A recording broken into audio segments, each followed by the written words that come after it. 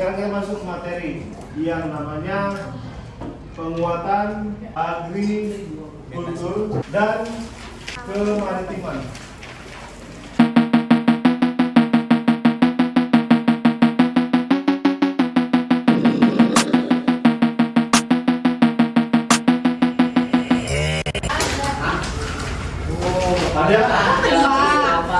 Jelaskan saja. Ada nggak yang membahas di buku itu tentang agrikultur dan kemaritiman? Ada. Ada di halaman berapa? Halaman 5. Halaman 54. Oke, lihat di sini. Kalau kita bilang agrikultur dan kemaritiman, kira-kira peran kita sebagai salah satu pelaku ekonomi, apa yang bisa kita lakukan? Yuk. Apa kira-kira yang bisa kita lakukan sebagai pelaku ekonomi untuk menanggapi konten agrikultur dan kemari? Nggak usah itu dulu deh, nggak usah terlalu jauh. Ada yang tahu maksud daripada agrikultur? Kenapa enggak? Kan di IPA dibahas juga kan? Bahas nggak? Kalau dia dibilang agrikultur, berarti konsepnya apa? Pertanian.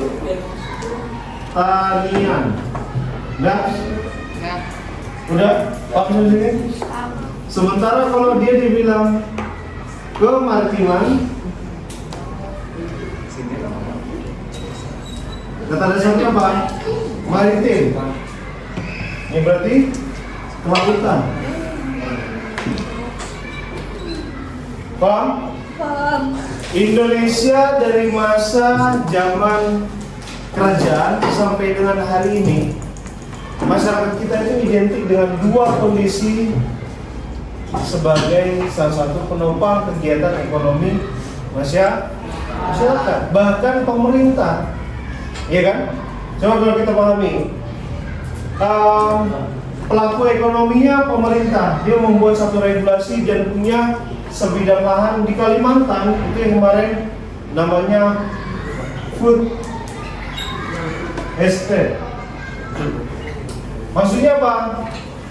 Lahan ini disediakan oleh pemerintah untuk dijadikan wilayah pertanian dan perkebunan untuk menunjang pangan nasional. Kenapa? Kok dibikin sama pemerintah? Karena tidak terlepas daripada konsep ini. Jadi pertanian tidak hanya terpaku sama masyarakat, tapi juga ada peran pemerintah. Kenapa demikian? Karena masyarakat kita kalau disuruh bertransformasi atau diamanahkan langsung sepenuhnya bertransformasi menjadi negara industri, saya yakin kita masih banyak kendalanya. Contohnya apa? Sumber daya masyarakat kita yang masih terbilang rendah. Ya, kemampuan literasi kita itu masih rendah dibandingkan dengan negara industri. Contoh, nggak usah Singapura kita bandingin, Singapura udah high class. Ke Malaysia aja kita masih kurang, masih rendah. Paham ya? Nah, makanya kita masih berpangku tangan dengan yang namanya sektor pertanian. Kenapa demikian terjadi? Karena masyarakat kita masih identik dengan pola perilaku masyarakat tradisional. Iya kan? Coba, kalau di Thailand, pertaniannya udah sangat-sangat mendukung ya, top banget lah. Sampai seringkali saya lihat di beberapa channel YouTube-nya orang Thailand, mereka ngebajak sawah aja tuh udah jarang banget yang namanya pakai kerbau. Kalau di Indonesia masih banyak pakai kerbau kan? Kalau di kita, kecenderungannya apa? Bagaimana caranya meminimalisir biaya pengeluaran? Tapi kalau kita pahami, ternyata pakai traktor juga bisa meminimalisir biaya pengeluaran. Karena apa? Kalau pakai kerbau, tentu waktu untuk membajak sawah itu lebih lama, benar nggak? Benar nggak?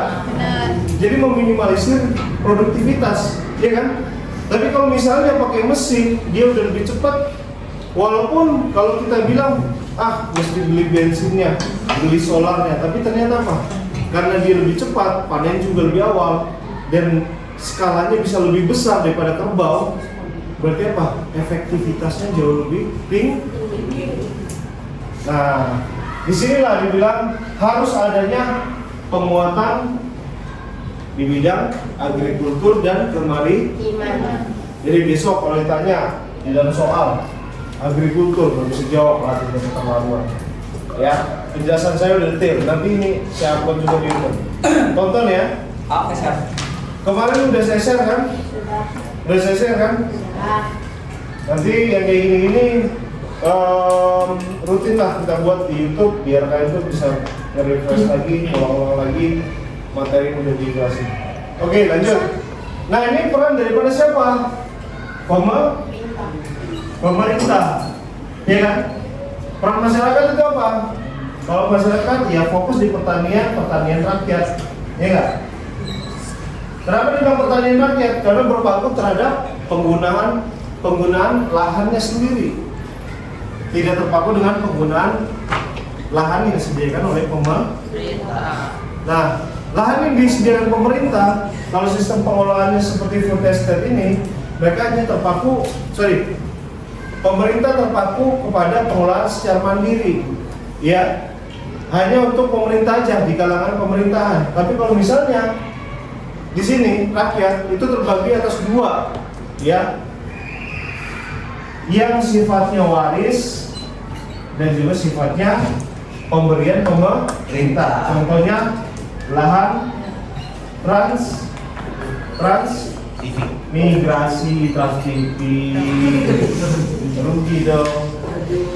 Ya, lahan transmigrasi sampai dengan hari ini banyak di Kalimantan Utara, Sulawesi, sampai dengan wilayah-wilayah di Papua. Itu orang yang dari Pulau Jawa ini yang dianggap kepadatannya sudah melebihi, dikasih masing-masing minimal 1 hektar untuk dikelola. Jadi banyak lahan-lahan kosong, ya, di provinsi-provinsi di luar Pulau Jawa dikasih pemerintah ke orang-orang yang kira-kira membutuhkan. Kriterianya apa? Misalnya dia tidak memiliki lahan, ya kan, untuk ditanami, atau dia memang betul-betul dalam kategori miskin. Ini bisa mendapatkan lahan transmigrasi. Nah, belakangan pensiunan TNI juga dikasih. Tujuannya apa? Biar di wilayah-wilayah tertentu tetap produktif dan juga tetap terjaga di wilayah, terutama di wilayah perbatasan. Paham sendiri? Paham? Outputnya apa? Biar menunjang adanya swasembada. Swasembada apa nih? Swasembada, pangan. Gak ada yang tahu artinya swasembada? Apa Pin? Tahu-tahu mulu Mepan. Kenapa? Kenapa nggak tahu? Swasembada itu berarti kelebihan stok, ya. Kelebihan stok. Nah, di sini kalau kita pahami apa? Kenapa perlu kelebihan stok? Untuk menunjang ketahanan pangan nasional. Kenapa Pak kok perlu sih kita bikin pencanangan kelebihan stok ini atau swasembada ini? Kita pahami betul ya. Kalau kita stok pangannya menipis, yang terjadi apa? Kenaikan harga. Karena apa? Terjadi kelangkaan. Ingat itu. Kalau harganya udah mahal, berarti terjadi kelangkaan atau stoknya terbatas. Ya, contoh kayak kemarin di Desember, pasti pada ingat dong, orang tuanya, ibunya pasti ngeluh gitu kan. Aduh, harga telur lagi mahal nih, minyak goreng mahal, apa-apa mahal nih. Karena apa? Dianggap stoknya menipis. Apalagi kalau ntar bulan puasa, aktivitas produksi kan akan sedikit berkurang, ya kan? Karena apa? Tadi bisa jadi penyaluran yang kurang merata ke masyarakat, atau memang betul-betul stok yang tersedia itu betul-betul sedikit. Makanya perlu adanya swasembada pangan. Paham? Nih, beras, harga beras kenapa di kita negara yang punya tradisi agrikultur harga beras terbilang tinggi? Karena kita udah gak pernah lagi bisa swasembada semenjak 1980-an. Kita impor terus dari Vietnam, dari Thailand, dari Kamboja, ya. Thailand sama Vietnam menjadi negara yang paling banyak mensupport kebutuhan beras nasional. Kenapa? Beras dalam negeri itu udah terlalu stok beras dalam negeri itu udah tidak lagi bisa mencukupi kebutuhan nasional. Paham ya? Kenapa bisa terjadi? Salah satunya apa? Coba lihat. Kalau kalian ke Bekasi, sepanjang Bekasi, pantai utara itu kan rata-rata apa? Banyak lahan sawah kan tadinya. Tapi sekarang udah dibangun perumahan. Alih fungsi lahan, akhirnya apa? Mendorong yang namanya penurunan makanan. Karena apa tadi? Lahan yang dibaca udah jadi rumah, udah jadi pertokoan, iya kan? Ini yang harus kita pahami. Ditambah lagi apa? Jumlah pertumbuhan dan angka kelahiran masyarakat Indonesia terus meningkat. Ya, saya pernah lihat di TV dan juga di YouTube profesor yang betul-betul yang menangani beras, ya, pangan, agak miris dia terhadap pola perilaku masyarakat Indonesia sekarang. Kenapa kayak gitu coba? Terjadi kelangkaan itu kan karena bisa jadi juga karena apa? Pola konsumsi kita yang berlebih. Ya mohon maaf, sekarang orang Indonesia kalau dibandingkan dulu, saya waktu kecil umuran kalian, orang Indonesia tuh yang porsi badannya kayak saya jadian tuh sedikit orang yang gendut. Tapi sekarang di mana-mana banyak orang gendut kan? Iya enggak? Masih mending kalau misalnya gendutnya dia menghabiskan setiap makanan yang dia makan. Terkadang kan ada orang yang mengatasnamakan diet lah, ya kan, ingatnya sih diet buat ngurangin badan, berat badan gitu, tapi nyisain makanan itu nggak boleh sebetulnya kan. Ya kalau kita pahami dampaknya mana, si beras dan udah jadi nasi itu terbuang sia-sia, benar nggak? Sebetulnya kalau kita pikirin kayak di warteg, kenapa coba orang tua kalian selalu bilang, ayo dimakan dihabisin nasinya, entar nasinya nangis. Itu sebetulnya perumpamaan yang kalau kita pahami bukan nasinya nangis, nggak bakal bisa nasinya nangis, benar nggak? Iya. Yang terjadi apa? Itu sebagai perumpamaan kalau besok-besok kita mau belajar terhadap makanan, bisa-bisa kita yang nangis kalau terjadi kelangkaan, benar nggak? Coba dari sejumput beras atau nasi yang tersisa tadi kita saving, nggak jadi beras, kita saving buat pekan-pekan berikutnya, yang terjadi apa? Nggak lagi terjadi kelangkaan beras, iya kan? Karena kita punya setiap hari punya target 1 liter, stoknya berkurang sekian, bisa kita alokasikan ke 2 minggu ke depan, sebulan ke depan, benar nggak? Benar nggak?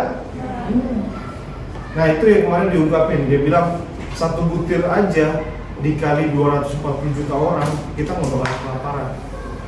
Apalagi kalau misalnya sejumput, ya. Bener nggak? Terkecuali kalau anak kecil lah, kalau anak kecil wajar lagi nggak nafsu makan, ya kan? Tapi kalau kayak kalian buang-buang nasi, yang nggak itu gagal move on, ya kan? Gagal fokus, itu salah banget. Jadi sekarang yang perlu saya tekankan apa? Jangan sampai di antara kalian makan, mau makan nasi kek, mau makan lauknya doang kek, pauknya doang kek, jangan sampai menyisakan makanan. Terkecuali tulang belulangnya wajar kalian buang, benar nggak? Jangan ikut juga, ntar udah bisa makan tulang, piringnya dimakan juga. Itu enak. Ya, oke lanjut. Agrikultur, jadi tujuannya adalah bagaimana menguatkan tidak hanya sebatas pertanian, tapi bagaimana ketersediaan pangan nasi. Ya, karena kayak coba kita lihat Vietnam. Kalau kalian ke Vietnam, udah ada yang pernah jalan-jalan ke Vietnam belum? Belum. Kalian mau di Hanoi ataupun mau di Ho Chi Minh, ya Hanoi itu ibu kotanya dan Ho Chi Minh itu salah satu kota terbesar di Vietnam. Sepanjang jalan itu kalian bisa lihat yang dominan itu motor. Saatnya jam ketiga dimulai. It's time to begin the third lesson.